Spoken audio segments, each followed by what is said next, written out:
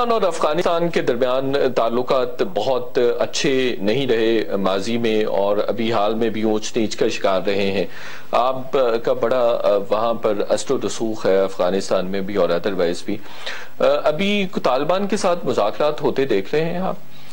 اور کوئی راستہ نہیں ہے میرا خیال ہے۔ ایک تو یہ جو الیکشنز ہوئے ہیں پریزیڈنشل الیکشن، ان کو بہت ہی ڈیلے کر دیا، اور ایک بے یقینی کی صورت ابھی تک رزلٹ نہیں آئے، بے یقینی کی صورتحال ہے۔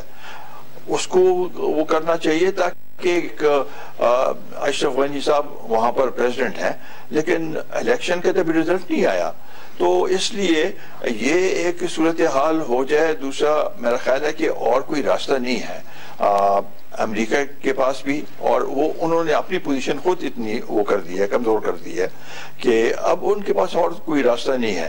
تو مذاکرات ہی ہونے چاہیے، اور آل انکلوسیو، جس میں افغان حکومت بھی شامل ہو۔